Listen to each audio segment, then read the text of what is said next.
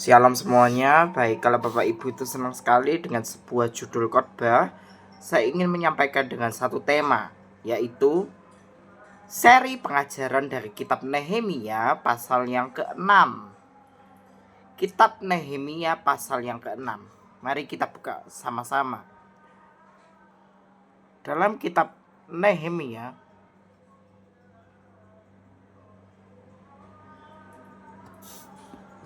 kita buka dalam kitab Nehemia pasal yang ke-6 ayat 1 terlebih dahulu. Kita baca sama-sama. Ayat yang pertama. Ketika Sanbalat dan Tobia serta Gesyem orang Arab itu dan musuh-musuh kami yang lain mendengar bahwa aku telah selesai membangun tembok sehingga tidak ada lagi lubang, walaupun sampai waktu itu di pintu-pintu gerbang belum kupasang pintunya. Maka Sanbalat serta Gesyem mengutus orang kepadaku dengan pesan ini, mari kita mengadakan pertemuan bersama di Kefirim di lembah Ono. Tetapi mereka berniat mencelakai aku. Ayat yang ketiga. Lalu aku mengirim utusan kepada mereka dengan balasan, aku tengah melakukan suatu pekerjaan yang besar. Aku tidak bisa datang.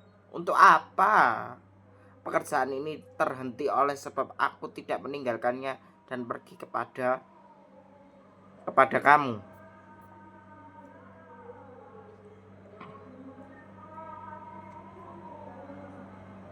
Ayat yang keempat. Sampai 4 kali mereka mengirim pesan semacam itu kepadaku, dan setiap kali aku memberikan jawaban yang sama kepada mereka. Lalu dengan cara yang sama untuk kelima kalinya Sanbalat mengirim seorang anak buahnya kepadaku yang membawa surat terbuka. Dalam surat itu tertulis demikian, ada desas-desus di antara bangsa-bangsa dan gasmu membenarkan bahwa engkau dan orang-orang Yahudi berniat untuk memberontak dan oleh sebab itu membangun kembali tembok. Lagi pula menurut kabar itu engkau mau menjadi raja mereka. Sampai situ dulu pembacaannya, nanti kita sambung lagi. Saya jelaskan dari ayat 1 sampai yang ke-6 itu menjelaskan bahwa apa?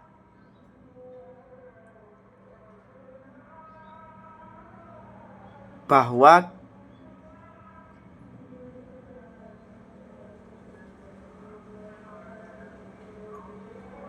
apa?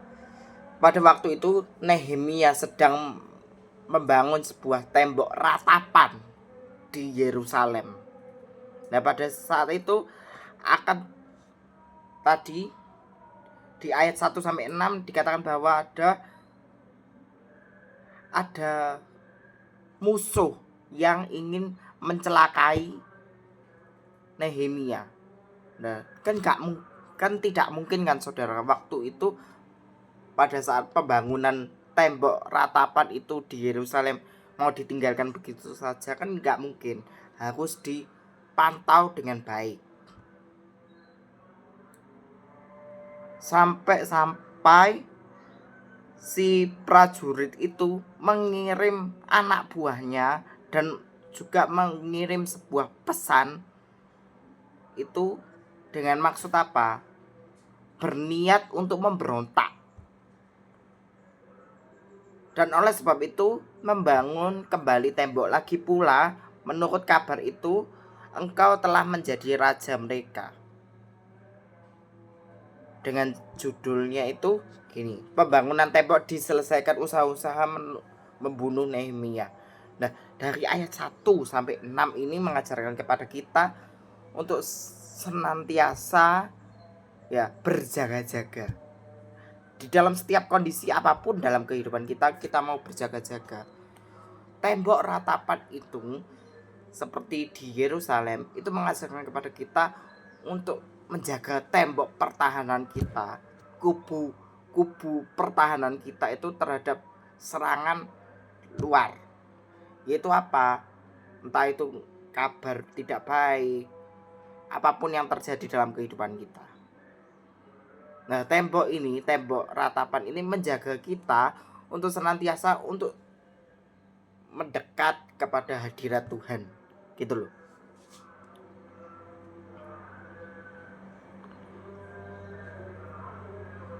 Banyak sekali rintangan dengan kesetiaan. Poin pertama, lawan rintangan dengan kesetiaan. Dalam pasal yang ke-6 ayat 1 sampai 6 itu apa? Nehemia dihadapkan dengan berbagai upaya menghentikan pekerjaan pembangunan di Yerusalem. Tetapi ia setia dalam panggilan Tuhan. Nehemia menolak akan terlibatnya dalam persekongkolan dan penipuan terhadap musuh, karena ia tahu bahwa kesetiaan pada Tuhan lebih penting daripada mengikut tawanan dunia yang sesaat.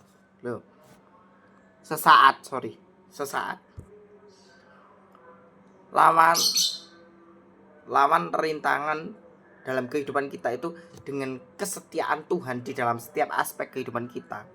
Berbagai upaya kita jalani dalam kehidupan ini, berusaha keras supaya apa? Kita bisa memaksimalkan kehidupan kita ini. Apakah kita itu sungguh-sungguh hidup berkenan di hadapan Tuhan atau tidak? Itu yang harus kita jalani dalam kehidupan ini, supaya apa? Kita dapat menjadi satu harapan bagi Tuhan untuk sama-sama berjuang keras dalam hidup ini untuk mencapai sebuah standar yang Tuhan izinkan. Waktu itu pembangunan tembok ratapan di Yerusalem itu banyak sekali goncangan silih berganti. Nah, ketika Nehemia ini menghadapi sebuah oposisi dalam kehidupannya, apa yang Nehemia lakukan? Di pasal yang ke-6, dia meminta pertolongan Tuhan, kesetiaan Tuhan. Nabi Nehemia ini tidak mau terlibat dalam situasi atau kondisi yang buruk yang terjadi atas pembangunan kota Yerusalem, dan dia menolak untuk gabung, untuk join ke dalam persekongkolan dan penipuan terhadap musuh. Ya, itu Nabi Nehemia itu tidak mau, karena dia ingin bahwa tembok ratapan ini selesai. Ya, di Yerusalem tembok ratapan ini harus selesai, karena Tuhan itu selalu menolong kehidupan Nabi Nehemia dan serta kawan-kawannya saat pembangunan tembok di Yerusalem. Dalam kehidupan kita sehari-hari, kita juga ingin bahwa kita harus mau melibatkan Tuhan di dalam setiap rintangan, tantangan, persoalan, pencobaan yang terjadi dalam kehidupan kita.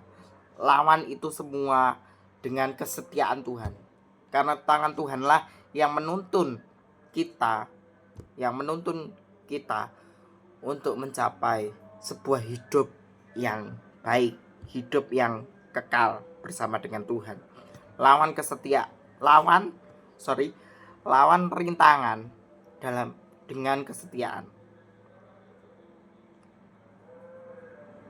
Tetapi ia setia dalam panggilan Tuhan. Maksudnya gini, Nabi Nehemia itu berdoa kepada Tuhan supaya dalam pembangunan tembok Yerusalem ini dapat selesai dengan pertolongan tangan Tuhan. Karena Tuhan itu adalah Tuhan yang setia. Dia setia kepada umat percaya. Makanya dalam kehidupan ini Apapun kondisi, rintangan, tantangan, pencobaan, masalah yang kita hadapi, yuk sama-sama bergantunglah penuh kepada hadirat Tuhan di dalam setiap aspek kehidupan kita. Sekarang kita baca di ayat yang ke-7 sampai yang ke-9 terlebih dahulu. Ayat 7. Bahkan engkau telah menunjuk nabi-nabi yang harus memberitakan tentang dirimu di Yerusalem. Demikian, ada seorang raja di Yehuda. Sekarang berita seperti itu akan didengar oleh raja. Oleh sebab itu mari kita sama-sama berunding. Tetapi aku mengirim orang kepadanya dengan balasan, hal seperti yang kau sebut itu tidak pernah ada. Itu isapan jempol belaka. Karena mereka semua mau menakut-nakuti kami, pikirnya mereka tidak membiarkan pekerjaan itu sehingga tak dapat terselesaikan. Tetapi justru aku berusaha sekuat tenaga. Dalam kehidupan kita sehari-hari, kita juga mau melibatkan tangan Tuhan, bekerja keras dalam kehidupan kita supaya kita bisa menggenapi rencana Allah dalam kehidupan kita. Karena Tuhan itu ingin bahwa dari belajar dari kitab Nehemia ini untuk sama-sama melibatkan tangan Tuhan yang ajaib, gitu loh. Mereka akan membiarkan pekerjaan itu sehingga ia tidak dapat selesai. Justru orang-orang yang bermaksud jahat menikam kita dari belakang itu adalah orang-orang yang jahat, orang-orang yang tidak suka dengan perbuatan baik kita. Justru dia mau menerkam kita dari belakang, menjelekkan kita, supaya apapun yang kita kerjakan itu selalu gagal. Tetapi percayalah, dari sikap hati kita yang mau sungguh-sungguh taat kepada kebenaran firman Tuhan, maka pekerjaan apapun pekerjaan Bapak Ibu Saudara sekalian, bila disertai dengan kekuatan doa, maka kuasa Roh Kudus akan membimbing kehidupanmu menjadi hidup yang berjalan seturut dengan kekuatan firman Tuhan, gitu loh. Karena mereka semua menakut-nakuti kami, pikirnya mereka akan membiarkan pekerjaan itu sehingga tak dapat diselesaikan. Tetapi aku justru berusaha sekuat tenaga. Orang-orang yang mau berusaha dengan sekuat tenaga, dengan kekuatan iman dan percaya bahwa Tuhan itu senantiasa menyertai kehidupan mereka, maka pertolongannya yang ajaib akan terus menaungi kehidupan kita, senantiasa berjalan di dalam kebenaran firman Tuhan. Orang-orang yang jahat akan menerkam kita, tetapi kalau kita orang benar, berdoa, mengandalkan kuasa Tuhan, bimbingan Roh Kudus, maka otoritas tertinggi akan menaungi kehidupan orang percaya masuk ke dalam rencana Bapa yang lebih besar. Makanya saudara, setialah dalam perkara-perkara kecil. Kalau engkau setia dalam perkara-perkara kecil, engkau akan masuk ke dalam rencana Bapa yang besar, perkara-perkara besar. Kamu kalau setia dalam perkara-perkara kecil, Tuhan akan melibatkan kamu dalam rencana-rencana Tuhan yang selanjutnya dengan perkara-perkara yang besar. Justru ya saudara ya, dalam kehidupan kita sehari-hari, kita itu berjalan di dalam kebenaran firman Tuhan. Tetapi di sisi lain, banyak orang-orang yang tidak suka dengan kita. Tetapi percayalah, kalau kita orang-orang benar, orang-orang yang dikasihi Tuhan, orang-orang yang dibela Tuhan, orang-orang yang dibimbing oleh Tuhan, itulah yang masuk ke dalam rencana Bapa. Yuk sama-sama baca Matius 25 ayat 21 dan 23. 21 dan 23 dikatakan demikian. Maka kata tuannya itu kepadanya, baik sekali perbuatanmu itu, hai hambaku yang baik dan setia. Engkau telah setia dalam perkara kecil, aku akan memberikan kepadamu tanggung jawab dalam perkara yang besar. Masuklah dan turutlah dalam kebahagiaan Tuhanmu. Maksudnya gini, dalam setiap kehidupan kita,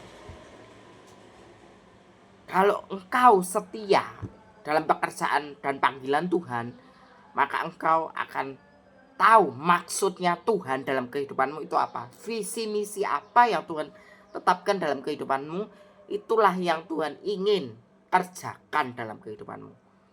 Seperti Nabi Nehemia, dia kalau setia dalam panggilan Tuhan, dia akan melakukannya sampai selesai dalam pembangunan tembok Yerusalem. Sekarang ayat 23. Ini 2 kali dia bilang. Maka kata tuannya kepadanya, baik sekali perbuatanmu itu, hai hambaku yang baik dan setia. Engkau telah setia memikul tanggung jawab dalam perkara kecil, aku akan memberikan kepadamu tanggung jawab dalam perkara yang besar. Masuklah dan turutlah dalam kebahagiaan Tuhanmu. Maksudnya gini, kalau kita benar-benar setia masuk dalam tracknya Tuhan, masuk menggenapi rencana Allah dalam kehidupan kita, maka engkau akan melihat satu momentum yang besar yang terjadi dalam kehidupanmu. Supaya apa? Kamu bisa setia, istilahnya setia dalam melakukan segala sesuatu seturut apa yang Tuhan kehendaki dalam kehidupanmu. Itulah yang Tuhan izinkan dalam kehidupanmu. Sekarang kita baca lagi aja Nehemia 6 ayat 10 dulu. 10 sampai 11 dulu. 10 sampai 11. Ketika aku pergi ke rumah Semaya bin Delaya bin Metabel, sebab ia berhalangan datang, berkatalah ia, biarlah aku bertemu di rumah Allah di dalam bait suci dan mengunci pintu-pintu, karena ada orang yang mau datang membunuh engkau. Ya, malam ini mereka mau datang membunuh engkau. Tetapi kataku, orang manakah seperti aku yang akan melarikan diri? Orang manakah seperti aku ini dapat memasuki bait suci dan tinggal hidup? Aku tidak pergi. Sekarang masuk poin yang kedua. Poin kedua adalah teguh dalam tujuan dan doa. Dalam kehidupan kita sehari-hari, kita dihadapi sebuah ancaman, tantangan, situasi, masalah, pencobaan yang datang silih berganti dalam kehidupan kita. Tapi Nabi Nehemia ini tetap teguh dalam tujuannya untuk menyadari betapa pentingnya berdoa dan bergantung penuh dalam hadirat Tuhan. Dia tidak akan goyah dalam rintangan atau intimidasi karena imannya itu kuat, kokoh, tak tertandingi, dan keyakinannya kepada Tuhan tak tergoyahkan.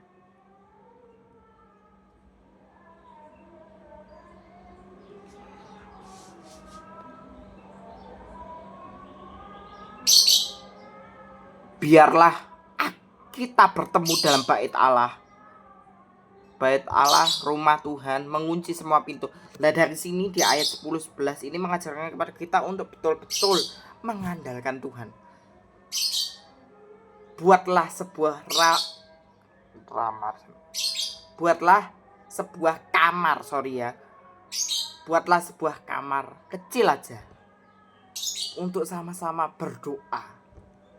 Buatlah secret place, buatlah kamar-kamar rahasiamu. Itulah dari situlah kita dapat berdoa sungguh-sungguh, mencari hadirat Tuhan. Dari kamar doalah, maka tersembunyilah doa-doa yang tersembunyi. Dari kamar itulah kita betul-betul mengandalkan Tuhan. Kamar kecil itu adalah sebuah ruangan kecil yang terkandung dengan doa-doa, ungkapan rasa syukur kita atas penyertaan tangan Tuhan selama ini, gitu loh. Seperti di dalam Matius 7 ayat 7.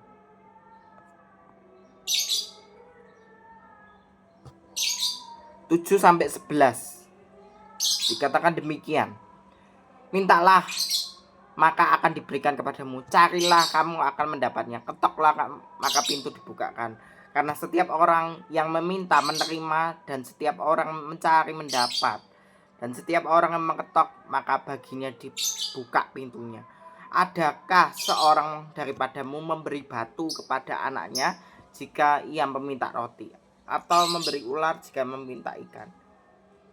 Jadi jika kamu jahat tahu mereka memberikan yang baik kepada anak-anakmu, apalagi Bapakmu yang di surga, ia akan memberikan yang baik daripadamu. Orang-orang yang betul-betul sungguh-sungguh dalam tujuan doanya akan memperoleh hadiah yang terbesar dalam kehidupannya, yaitu apa? Hadirat Bapa yang senantiasa menaungi dia berjalan dalam setiap kebenaran firman Tuhan dan berjalan dalam setiap kekudusan dalam hidup. Nah, dari situ kita dapat belajar bahwa kunci utama dalam hidup adalah doa. Meskipun dihadapkan banyak ancaman, Nehemia tetap teguh dalam tujuannya dan menyadari bahwa pentingnya berdoa bergantung kepada Tuhan. Itu tadi ya, pokoknya kita betul-betul bergantung kepada Tuhan. Yeremia 17 ayat 7 dikatakan demikian. Diberkatilah orang yang mengandalkan Tuhan, yang menaruh harapannya penuh kepada Tuhan. Nah, dalam hidup kita harus mau tetap bergantung penuh dalam hadirat Tuhan, supaya apa? Hidupmu itu tidak sia-sia. Maksudnya gini, kamu harus mempunyai iman, meskipun imanmu itu kecil seperti biji sesawi, tapi mempunyai impact, dampak yang besar dalam kehidupanmu. Meskipun imanmu itu kecil sekecil biji sesawi, tapi kalau kekuatan doamu itu kuat, maka terlaksanalah semua apa yang kamu doakan dan dijawab sama Tuhan. Sekarang poin yang ketiga, mengutamakan kehormatan. Mengutamakan kehormatan Tuhan. Kita baca dulu ya. Dalam Nehemia 6 ayat 12. Karena ku ketahui benar bahwa Allah tidak mengutus dia. Ia mengucap nubuatan itu terhadap aku karena disuap oleh Tobia dan Sanballat. Untuk ini ia disuap supaya aku menjadi takut, lalu berbuat demikian sehingga aku berdosa. Dengan demikian mereka mempunyai kesempatan untuk membusukkan namaku sehingga dapat mencela aku. Ya Allahku, ingatlah bagaimana Tobia dan Sanballat masing-masing telah bertindak. Pun tindakan Nabiyah Noaja dan nabi-nabi yang lain mau menakutkan aku. Maka selesailah tembok itu pada tanggal 25 bulan Elul dalam waktu 52 hari. Nah, berarti tembok ini selesai dalam pembangunannya itu sekitar tanggal 25. Ya sekitar setahunan lah ya. Bahkan bisa lebih. Kita lanjut dulu. Ayat 16. Ketika semua musuh kami mendengar hal itu, takutlah semua bangsa sekeliling kami. Mereka sangat kehilangan muka dan menjadi sadar bahwa pekerjaan yang dilaksanakan itu dengan bantuan Allah kami.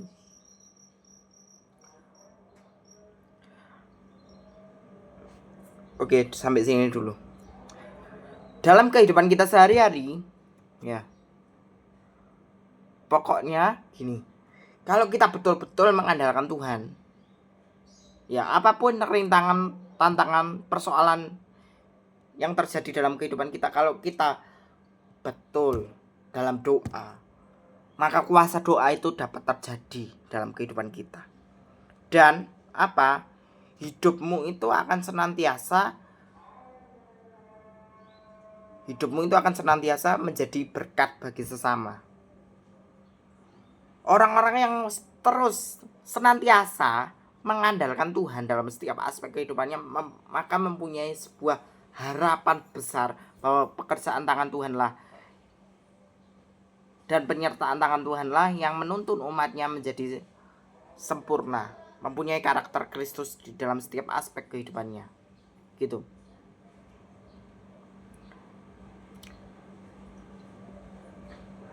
Nehemia menunjukkan kesediaannya untuk mengutamakan kehormatan Tuhan di atas segala-galanya. Dia memahami bahwa setiap tindakan dan keputusan yang diambil itu harus mencerminkan nilai-nilai kerajaan Allah dan kebenarannya. Dengan demikian, Nehemia menjadi teladan dalam menjalani panggilan dan melayani Tuhan dengan setia. Itu loh. Kalau Tuhan sungguh-sungguh setia, gini, kalau kita umat manusia itu sungguh-sungguh setia dalam panggilan Tuhan, maka setiap persoalan yang datang, kalau kita hadapi dengan benar, dengan respon yang benar, maka kamu akan melihat terobosan terjadi dalam kehidupanmu.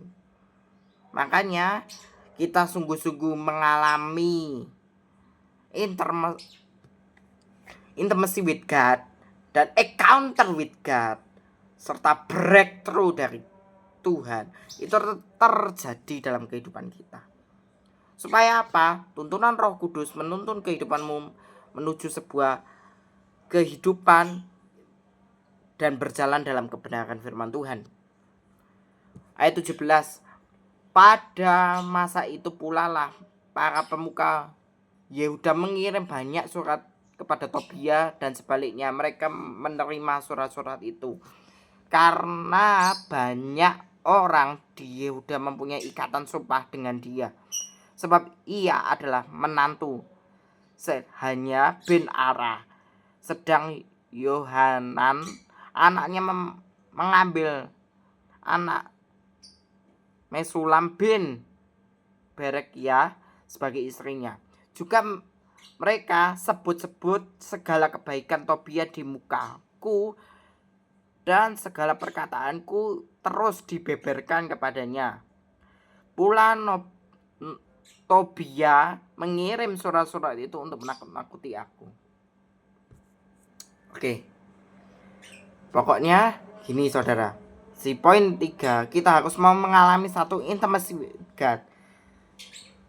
Poin utamanya itu di poin 3, mengutamakan kehormatan Tuhan. Kalau kita benar-benar berjalan setia dalam panggilan Tuhan, apapun rintangan masalah dalam kehidupan kita, percayalah bahwa tangan Tuhan senantiasa menaungi kehidupan kita. Apa yang dapat kita pelajari sekarang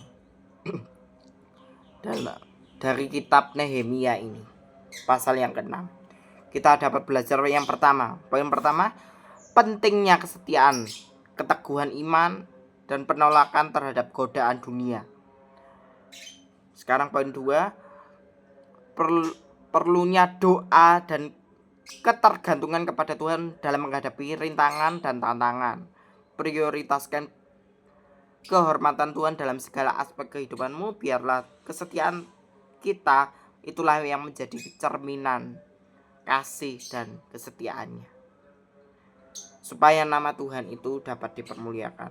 Apapun masalah kondisi kita sekarang, percayalah, kalau kita sungguh-sungguh berdoa dengan keyakinan iman kita akan memperoleh hadiah yang besar, yaitu panggilan sorgawi yang ditujukan kepada kita sebagai anugerah rahmatnya dalam kehidupan kita, supaya nama Tuhan dapat dipermuliakan, dan kita harus memancarkan cerminan hati kita yang berkenan di hadapan Tuhan. Tuhan memberkati.